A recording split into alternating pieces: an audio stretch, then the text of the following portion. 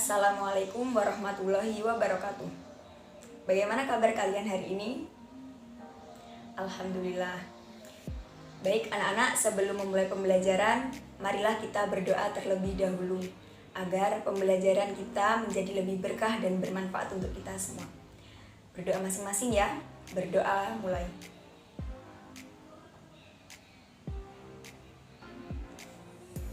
Berdoa selesai. Baik, anak-anak, apakah semua hadir hari ini? Alhamdulillah. Untuk kamera bisa di-on-kan semua ya. Alhamdulillahirrabbilalamin. Kita masih diberi kesempatan oleh Allah Subhanahu wa Ta'ala bertemu kembali dalam pertemuan kali ini dalam keadaan sehat walafiat. Amin.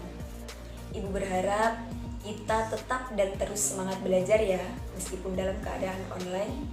Dan semoga pandemi COVID ini segera berakhir dan kita bisa sekolah lagi bertatap muka, bertemu dengan teman-teman, dengan guru-guru kita, dan jangan lupa tetap patuhi protokol kesehatan.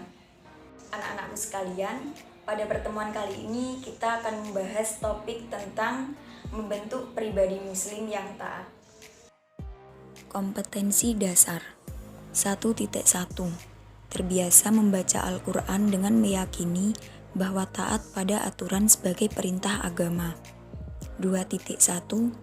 Bersikap taat aturan sebagai implementasi dari pemahaman Quran Surat An-Nisa ayat 59, serta hadis yang terkait. 3.1. Menganalisis makna Quran Surat An-Nisa ayat 59, serta hadis tentang taat pada aturan. 4.1. Membaca Quran Surat An-Nisa ayat 59 sesuai dengan kaidah tajwid dan makhorijul huruf. Indikator pencapaian kompetensi 1.1.1. Terbiasa membaca Al-Quran dengan meyakini bahwa taat pada aturan sebagai perintah agama. 2.1.1.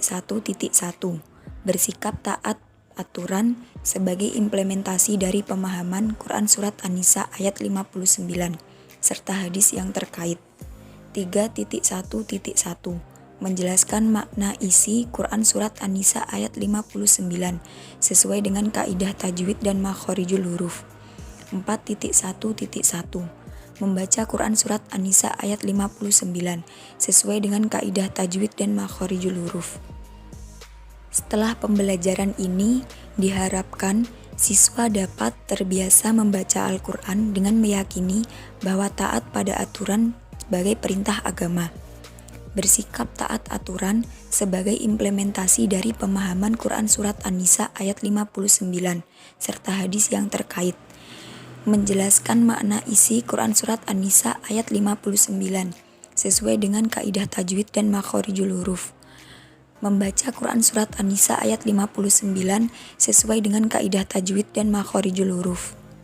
Nah, setelah kita membahas kompetensi dasar, indikator pembelajaran, dan tujuan pembelajaran, selanjutnya coba kalian amati gambar berikut ini. Coba kalian amati dan beri tanggapan tentang gambar tersebut. Apakah gambar tersebut menunjukkan perilaku yang baik atau tidak? Lalu, kalau tidak menunjukkan perilaku yang baik, bagaimana solusinya untuk mengatasi masalah tersebut? Baik, adakah yang ingin memberi tanggapan tentang gambar tersebut? Dengan siapa? Baik, silahkan.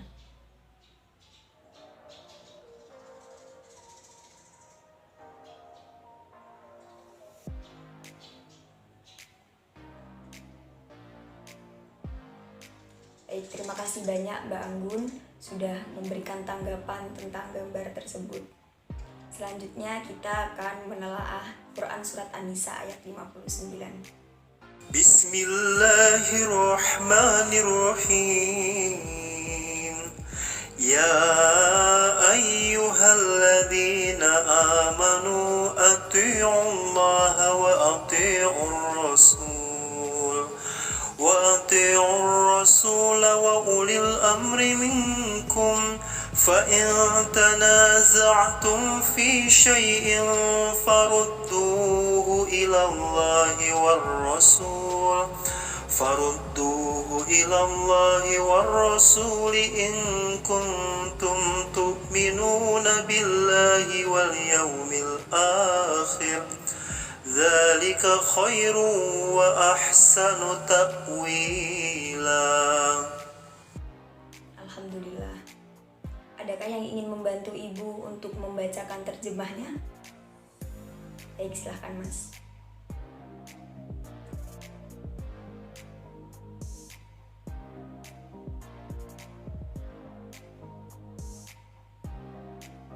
Terima kasih Mas Fahmi sudah membacakan terjemah dari Quran Surat An-Nisa ayat 59.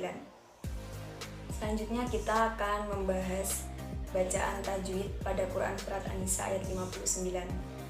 Silakan disimak gambar berikut ini. Di sana sudah tertera beberapa hukum bacaan tajwid dan ada di penomoran masing-masing.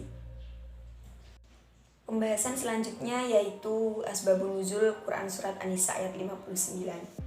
Sebab turunnya ayat ini ada dua pendapat. Pendapat yang pertama, Rasulullah SAW mengirim pasukan syariah, yaitu pasukan yang tidak dipimpin oleh Rasulullah SAW, di bawah komando Khalid bin Walid. Di antara mereka ada Ammar bin Yasir. Malamnya di tempat mereka berjihad, mereka beristirahat. Kemudian karena ketakutan dengan kedatangan panglima Islam, kaum dari pihak musuh pun banyak yang melarikan diri dan tersisa satu laki-laki.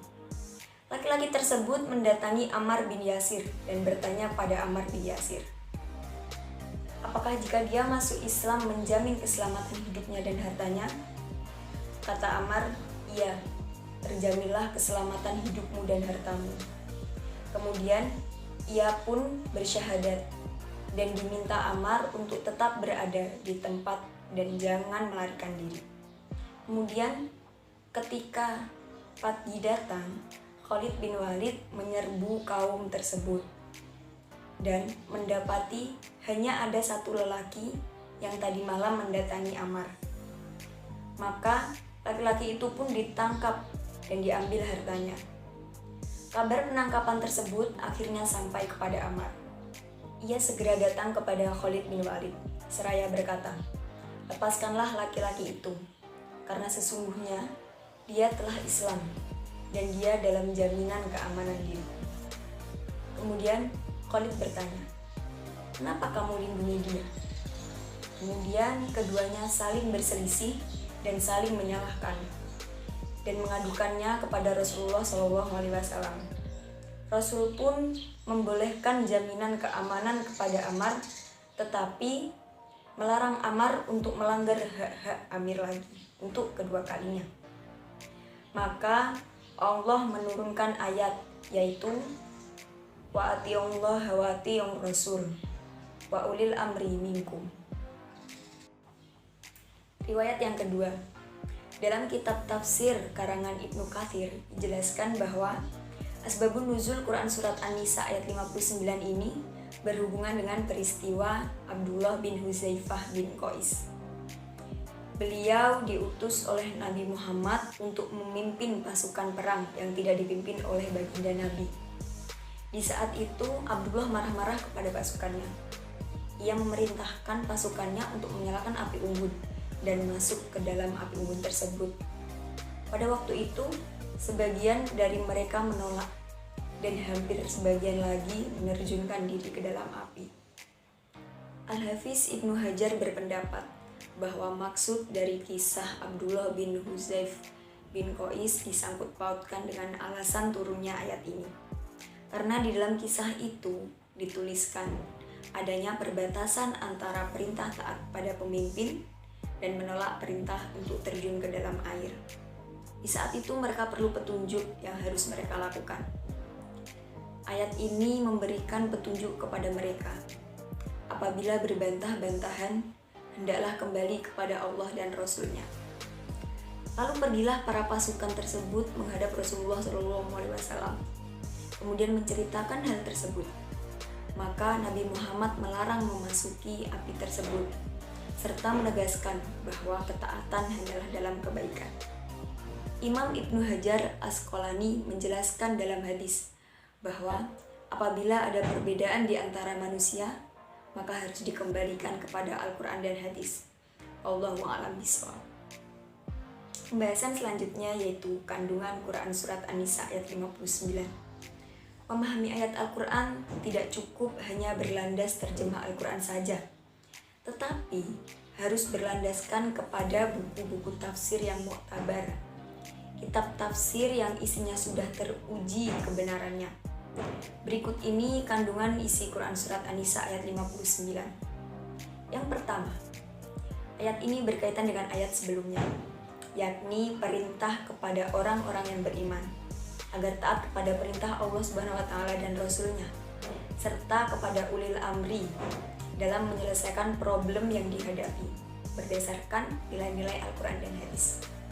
Yang kedua, mentaati perintah Rasulullah SAW, baik perintah mengamalkan maupun perintah meninggikan larangan, karena perintahnya merupakan perwujudan dari perintah Allah Subhanahu wa taala.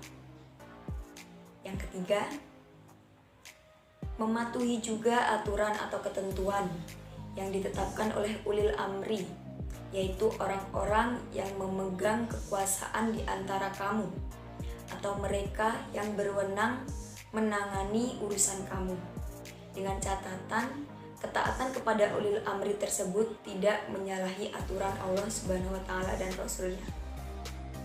Yang keempat, ketaatan itu meliputi taat kepada Allah Subhanahu wa taala, Rasul, dan kepada ulil amri. Ketiga, ketaatan itu tidak perlu lagi dipertentangkan, tetapi dicari titik temunya, asalkan tidak menyalahi prinsip dan aturan yang ada.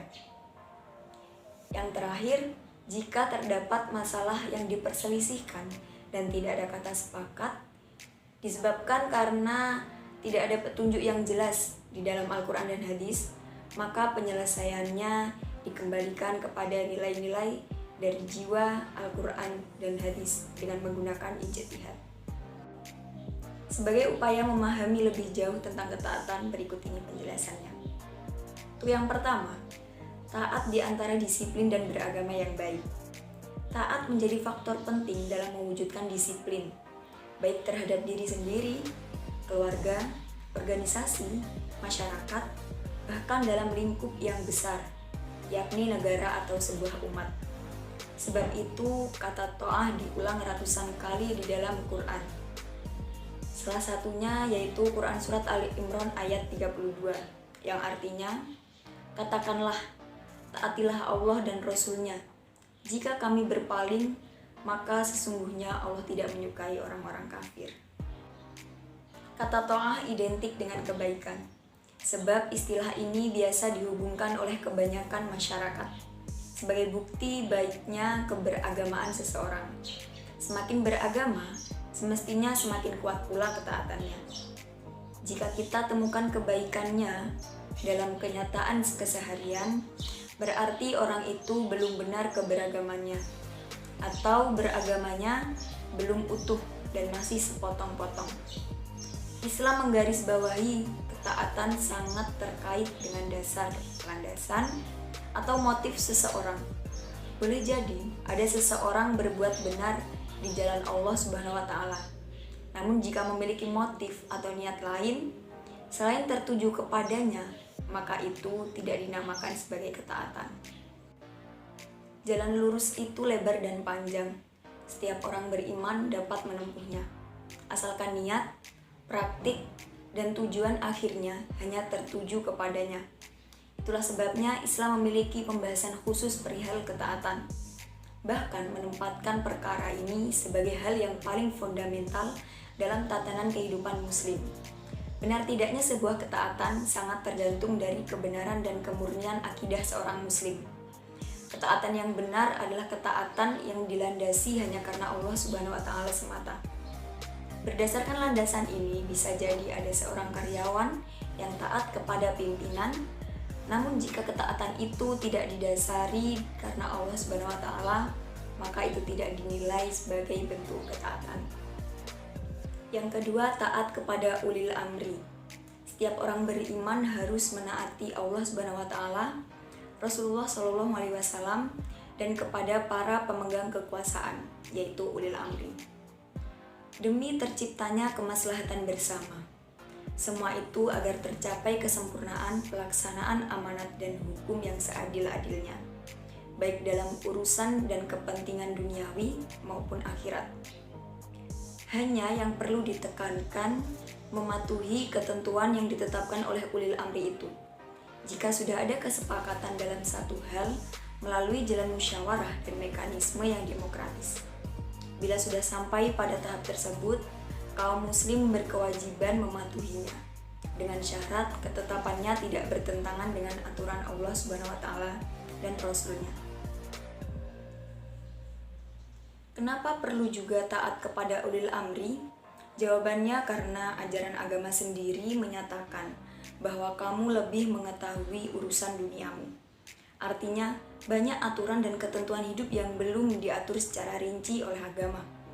Dan itulah peran penting dari ulil amri untuk membuat aturan yang belum diatur oleh agama.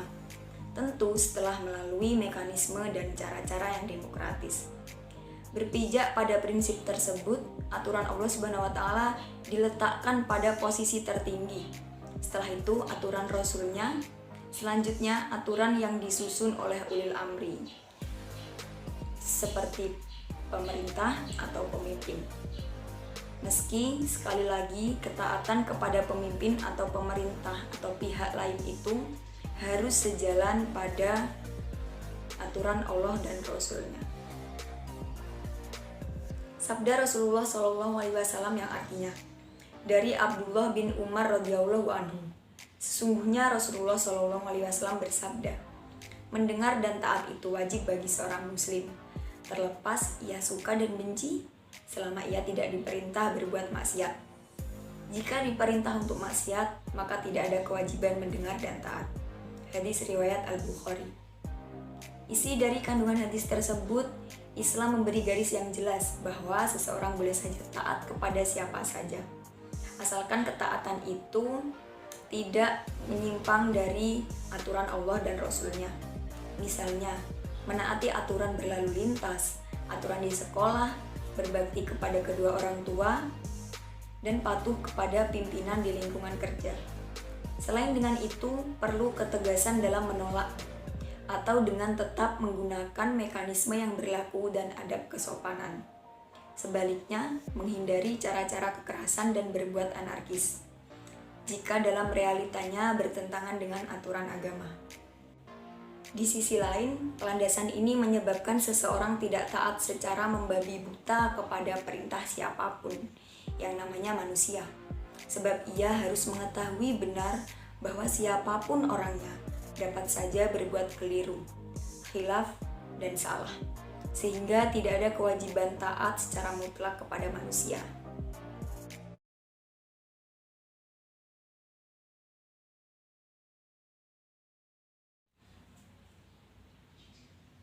Baik anak-anak, pembahasan yang terakhir yaitu penerapan dalam kehidupan sehari-hari.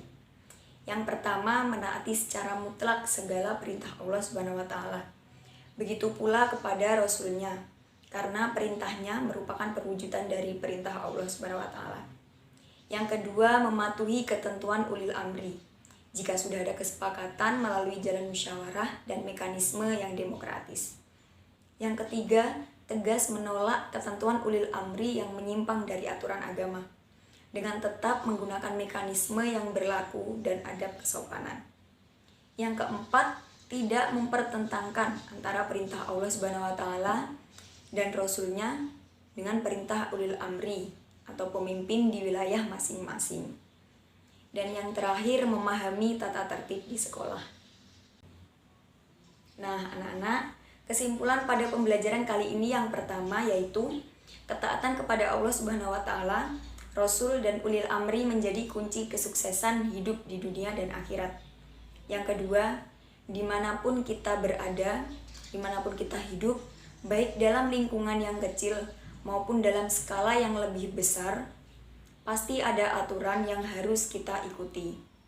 Akhirnya kembali kepada kita sendiri apakah kita terpaksa melaksanakan atau dengan sukarela. Yang ketiga, tidak perlu mempertentangkan antara ketaatan kepada Allah SWT, Rasul, dan ulil amri, sebab ketiganya saling melengkapi. Jika tidak ditemukan juga, carilah titik temu, asalkan tidak menyalahi aturan yang ada. Yang keempat, aturan ulil amri itu sangat diperlukan, karena ajaran agama sendiri menyatakan bahwa kamu lebih mengetahui urusan duniamu. Jadi laksanakan ketaatan itu dengan penuh tanggung jawab. Yang kelima, ketaatan kepada ulil amri mencakup bidang yang sangat luas. Misalnya aturan berbangsa dan bernegara. Bisa juga terkait dengan lingkup yang lebih kecil. Misalnya menaati aturan sekolah. Yang terakhir, bijak saat menjadi pemimpin maupun saat menjadi rakyat. Segala problematika yang ada dicarikan solusinya melalui musyawarah mufakat atau cara-cara yang demokratis dan tidak perlu memaksakan pendapat, apalagi sampai menggunakan cara-cara kekerasan, merusak, dan anarkis. Alhamdulillahirrabbilalamin, materi kita pada pertemuan kali ini sudah selesai. Sejauh ini apakah ada yang ingin ditanyakan? Sudah paham semua? Alhamdulillahirrabbilalamin. Jika nanti ada pertanyaan yang baru saja muncul setelah kita selesai pembelajaran, bisa ditanyakan di grup WhatsApp ya.